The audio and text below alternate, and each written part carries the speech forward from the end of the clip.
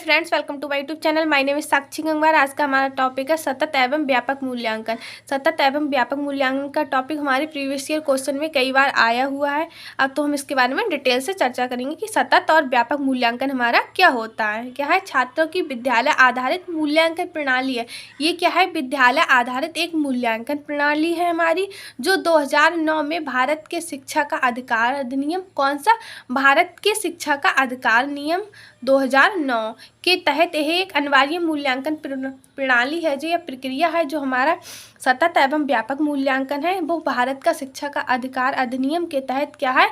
एक मूल्यांकन प्रक्रिया है, जो कब आया था? हमारा 2009 में आया था, भारत का शिक्षा का अधिकार अधिनियम का 2009 में। फिर इसके बाद देखते हैं हम सतत एवं व्यापक मूल्यांकन। विद्यालय के विद्यार्थियों के मूल्यांकन एक नियमित एवं समग्र प्रणाली है, जिसमें विद्यार्थी के विकास के समस्त पहलुओं को शामिल किया जाता है। जो ये मूल्यांकन है, इसमें क्या किया जाता है? विद्यार्थी के समस्त पहलुओं को शामिल किया जाता है, जिसके अंतर्गत क्या होता है? छात्रों के विकास और विकास के विभिन्न पहलुओं की पहचान की जाती है इस मूल्यांकन के अंतर्गत। अब हम देखते हैं हमारा सतत एवं व्यापक मूल्यांकन है, उसका अर्थ क्या होता है या फिर मीन्स क्या होता है। तो हम नेक्स्ट देखते हैं सतत एवं व्यापक मूल्यांकन को संक्षिप्त में CCE के नाम से जाना जाता है। क्या? CCE के नाम से जाना जाता है। सतत एवं व्यापक मूल्यांकन दो शब्दों, सतत और व्यापक शब्दों से मिलकर बना होता है, जिसमें सतत का अर्थ होता है निरंतरता, कॉन्टिन्यूसली, तथा व्यापक से तात्पर्य पाठ्यक्रम और संपूर्ण मूल्यांकन करने की प्रक्रिया है। जो हमारा सतत और व्यापक मूल्यांकन है, इसको हम संक्षिप्त में या शॉर्ट में क्या बोलेंगे? CCE।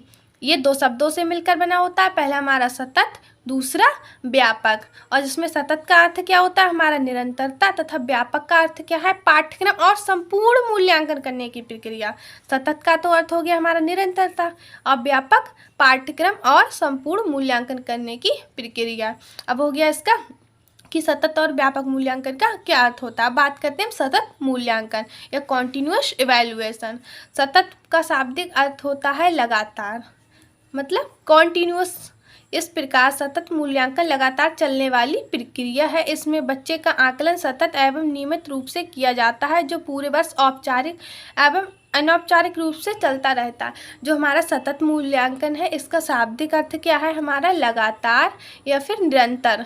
जो क्या है? ये पूरे साल लगातार चलने वाली प्रक्रिया है, कॉन्टिन्यूअस प्रक्रिया है, जिससे क्या होता है? बच्चे का आकलन हुआ होता है। मूल्यांकन के द्वारा हम बच्चे का आकलन ही तो करते हैं, तो क्या इससे बच्चे का आकलन होता है, जो पूरे वर्ष या तो औपचारिक मतलब औपचारिक एवं अनौपचारिक रूप से चलता रहता है। अब बात करते हैं नेक्स्ट कि हमारा व्यापक क्या मूल्यांकन क्या है। अब यह सतत आकलन एवं कक्षा शिक्षण प्रक्रिया दोनों साथ साथ चलने वाली प्रक्रिया है, जिसमें न सिर्फ विषय आधारित बल्कि सह पाठ्यक्रम गतिविधियों को भी शामिल का भी नियमित रूप से आकलन किया जाता है। जो सतत आकलन है एवं कक्षा प्रक्रिया दोनों क्या हमारी साथ साथ चलने वाली प्रक्रियाएं। इनमें ना कि बालक के सह पाठ्यक्रम गतिविधियों को नियमित रूप से आकलन किया जाता है।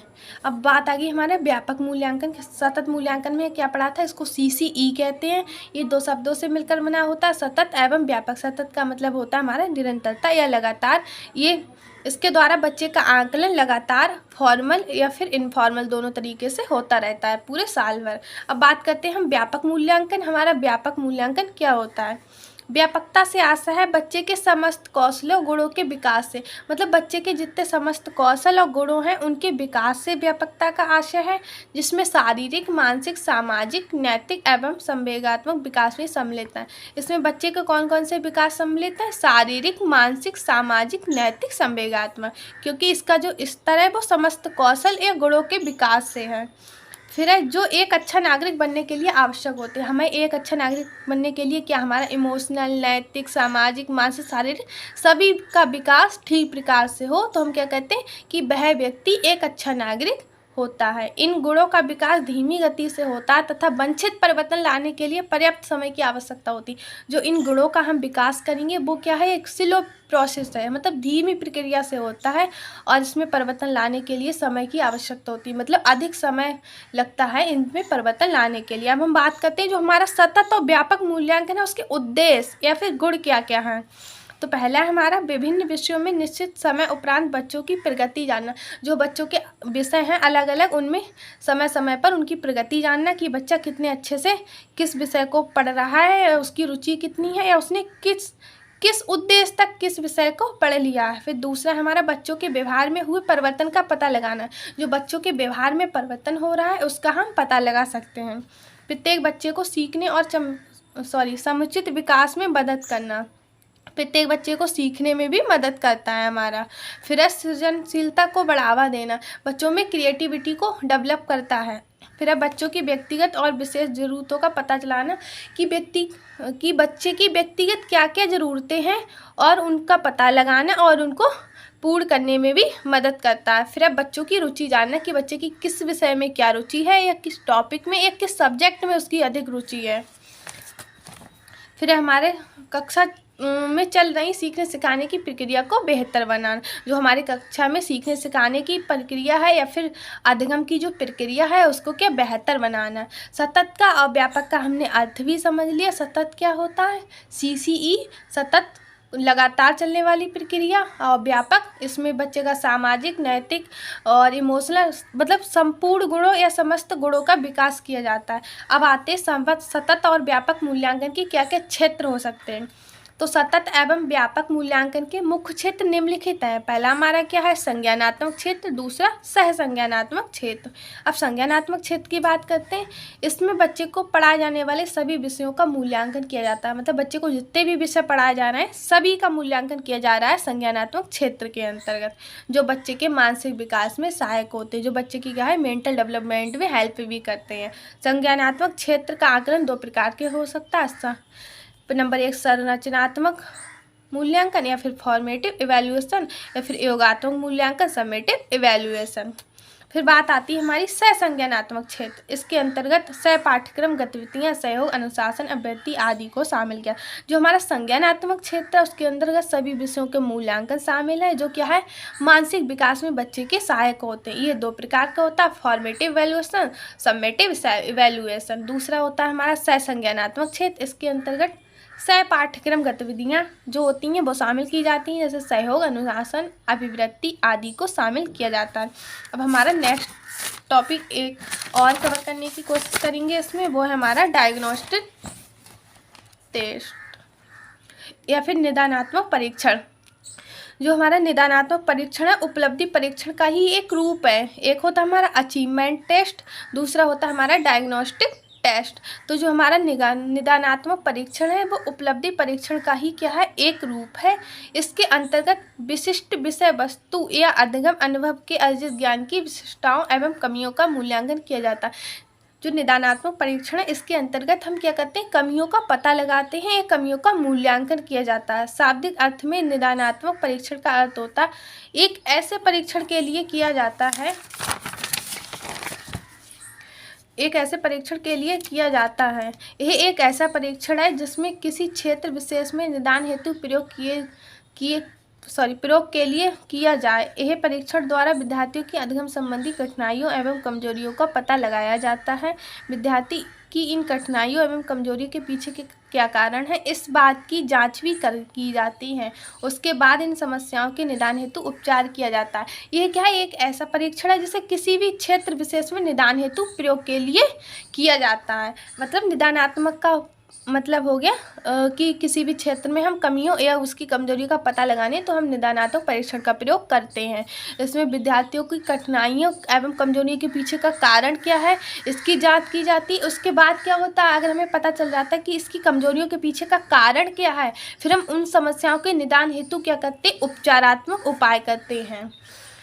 फिर जैसे मान लिया उदाहरण के लिए, जब कोई विद्यार्थी बार बार प्रयत्न करने के बाद भी असफल होता है, कई बार आपने देखा होगा बार बार प्रयत्न करते हैं फिर भी आप असफल होते हैं, तो वह महसूस हो जाता है कि उसका मन पढ़ाई में नहीं लगता है।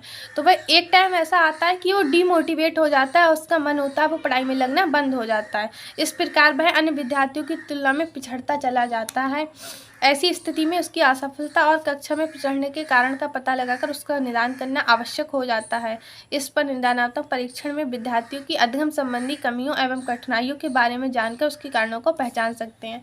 उदाहरण लिया है मैंने एक विद्यार्थी का। इसमें क्या है, अगर कोई विद्यार्थी बार बार प्रयत्न कर रहा है, ठीक है, आप बार बार हार्ड वर्क कर रहे हो लेकिन आप फिर भी असफल हो रहे हैं, तो कहीं ना कहीं आप ऐसी स्थिति आएगी, एक आप निराश हो जाओगे और उनका मन पढ़ाई में नहीं लगेगा। तो इस स्थिति में टीचर का दायित्व बनता है, या फिर कोई भी आपका जो है, जो आपसे मतलब पढ़ाई में पढ़वाना चाहता है या फिर आपको बहुत आगे तक बढ़ाना चाहता है, वो क्या करेगा, आपको निदानात्मक परीक्षण के द्वारा आपकी कमियों को या आपकी असफलता को जानने का प्रयास करेगा।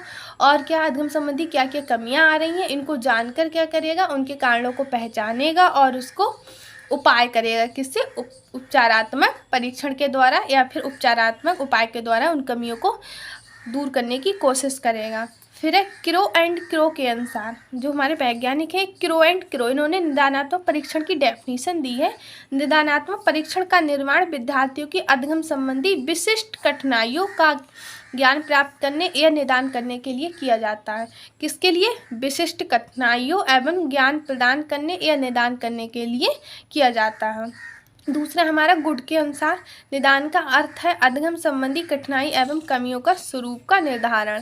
कि दोनों में अध्ययन संबंधी कठिनाइयों की ही बात कर रहे हैं, क्योंकि निदान का अर्थ ही होता है कि उसकी रुचि या फिर अध्ययन संबंधी कठिनाइयाँ क्या क्या आ रही हैं उनका पता लगाना। तो पहली डेफिनेशन हमारी क्रो एंड क्रो ने दी। इन्होंने कहा निदानात्मक परीक्षण का निर्माण विद्यार्थियों की अध्ययन संबंधी विशिष्ट कठिनाइयों या ज्ञान प्राप्त करने या निदान करने के लिए किया जाता है। दूसरा हमारा गुड ने दी है, जिसका अर्थ है अध्ययन संबंधी कठिनाई एवं कमियों के स्वरूप का निर्धारण। फिर बात करते हैं आगे, निदानात्मक परीक्षण की हमारी विशेषताएं क्या क्या हो सकती है, फिर करैक्टरिस्टिक्स क्या क्या हो सकते हैं। किसी निदानात्मक परीक्षण को शिक्षक एवं विद्यार्थी की दृष्टि से उपयोगी होने के लिए उसमें निम्नलिखित गुणों का होना आवश्यक है। मतलब कोई निदानात्मक परीक्षण दृष्टि से उपयोगी है या फिर विद्यार्थियों के लिए उपयोगी है या फिर टीचर के लिए उपयोगी है, तो क्या करें, उसमें कुछ गुण होने चाहिए। जैसे नंबर 1, निदानात्मक परीक्षण विशिष्ट उद्देश्यों के अनुरूप हो। जो हमारे विशिष्ट उद्देश्य हैं उनके अनुरूप होना चाहिए। निदानात्मक परीक्षण पाठ्यक्रम का अभिन्न अंग है। जो हमारा पाठ्यक्रम है उसका अभिन्न अंग है निदानात्मक परीक्षण। फिर हमारा थर्ड पॉइंट है, निदानात्मक परीक्षण प्रमाणीकृत होते हैं, किंतु कुछ विशेषज्ञों का विचार है कि निदानात्मक परीक्षण को प्रमाणीकृत नहीं किया जा सकता है। फिर हमारा फोर्थ पॉइंट है, निदानात्मक परीक्षण द्वारा प्राप्त अंक को कोई महत्व नहीं है। इसमें तो केवल ये देखा जाता है कि विद्यार्थी किस स्तर की कठिनाइयों वाले प्रश्नों को हल कर सकता है। इसके द्वारा कोई भी अंक का महत्व नहीं है। इसमें सिर्फ ये देखा जाता है कि विद्यार्थी किस कठिनाई वाले प्रश्नों को हल कर सकते हैं। निदानात्मक परीक्षण में समय सीमा निर्धारित नहीं होती है। इसमें कोई टाइम निश्चित नहीं होता है। फिर निदानात्मक परीक्षण की आवश्यकता एवं महत्व क्यों पड़ी हमारे लिए, तो इसकी आवश्यकता एवं महत्व क्यों पड़ी, इसके बारे में हम डिटेल से बात करेंगे। आज की शिक्षण प्रक्रिया में बालक की रुचि, मानसिक योग्यता एवं व्यक्तित्व आदि को विशेष महत्व दिया जाता है। आज की जो शिक्षण प्रक्रिया है उसमें बालक की रुचि, मानसिक योग्यता एवं व्यक्तित्व को महत्व दिया जा रहा है, या फिर बालक को इस बात का भी महत्व दिया जा रहा है कि उसकी क्या रुचि है, क्या आवश्यकता है, क्या योग्यताएं हैं, उसके अनुसार ही पाठ्यक्रम को बनाया जा रहा है। हम व्यक्तिगत शिक्षण को सामूहिक शिक्षण की अपेक्षा अधिक प्रभावशाली एवं उपयोगी मानते हैं। किसको? व्यक्तिगत शिक्षण को। क्यों मानते हैं? क्योंकि व्यक्तिगत शिक्षण में किसी बालक की विभिन्न पहलुओं को ध्यान में रख के ही पाठ्यक्रम को बनाया जाता है और उन पहलुओं को ध्यान में रख के ही उसको शिक्षा दी जाती है और शिक्षण विधियों का प्रयोग किया जाता है। फिर हमारा शिक्षण अध्ययन प्रक्रिया में निदानात्मक परीक्षण का क्या क्या महत्व हो सकता है या फिर इसकी आवश्यकता क्या है। तो पहला हमारा बाल केंद्रित शिक्षा के लिए उपयोगी। जो हमारी बाल केंद्रित शिक्षा है इसके लिए ये उपयोगी है। निदानात्मक परीक्षण की सहायता से अध्यापक अपनी कक्षा के छात्रों की व्यक्तिगत भिन्नता को ज्ञात कर सकते हैं।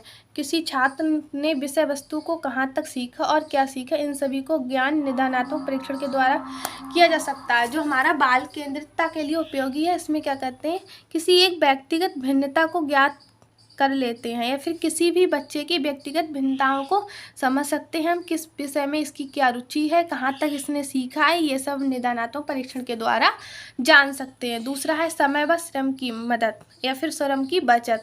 आप पूरे साल पढ़ाते जाएं, मेहनत करते जाएं, आपको यही नहीं पता चलेगा बच्चे में आखिर कठिनाई आ कहाँ रही। लेकिन निदानात्मक परीक्षण के द्वारा आप कम ही समय में ये ज्ञात कर सकते हैं बच्चे में कठिनाई कहाँ आ रही है, किस स्तर पर आ रही है। तो इससे क्या होती है, हमारी समय और श्रम की बचत होती है।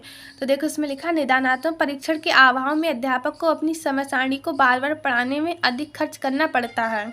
निदानात्मक परीक्षण के द्वारा छात्र की कठिनाइयों को पता लगाकर उस कठिनाइयों को दूर किया जाता है। इससे अध्यापक का समय एवं श्रम बचता है। अध्यापक बार बार पढ़ा रहा है, आपको फिर भी समझ में नहीं आ रहा है, अध्यापक को पता ही नहीं चल रहा आपको कठिनाई आ कहाँ नहीं, लेकिन निदानात्मक परीक्षण के द्वारा कठिनाई को जानकर उनकी कठिनाइयों को दूर किया जा सकता है, जिससे समय और श्रम की हमारी बचत हो जाती है। फिर हमारा शैक्षिक परिस्थितियों के लिए उपयोगी पठन पाठन स्थिति को प्रभावशाली बनाने हेतु निदानात्मक परीक्षण का प्रयोग अध्यापक एवं द्वारा व्यापक रूप से किया जा रहा है। मतलब इसका जो उपयोग है वो बहुत बड़े स्तर पर होता जा रहा है। निदानात्मक परीक्षण का क्यों हो रहा है, स्थितियों को या पठन पाठन की जो स्थितियां हैं या फिर शिक्षण विधियां हैं या फिर अधिगम के संबंधी जो भी अध्यापक की क्रियाएं हैं उनको प्रभावशाली बनाने के लिए शैक्षिक परिस्थितियों में ये अत्यंत महत्वपूर्ण एवं उपयोगी सिद्ध हो चुका है। अतः यह एक अध्यापक के लिए आवश्यक है कि वह निदानकर्ता भी हो। निदानात्मक परीक्षण के द्वारा शैक्षिक परिस्थितियां हैं उनको बहुत ही प्रभावशाली लाभ मिला है, क्योंकि इसके द्वारा हम तुरंत ये जान सकते हैं कि बच्चे में कठिनाई स्तर कहाँ है। इसलिए अध्यापक को टीचर के साथ साथ जो अध्यापक पढ़ा रहा है उसको पढ़ाने के साथ साथ निदानकर्ता भी होना चाहिए, ताकि वो बच्चों की कमियों को जान सके और उपचारात्मक के द्वारा उनका उपचार कर सके। Thank you.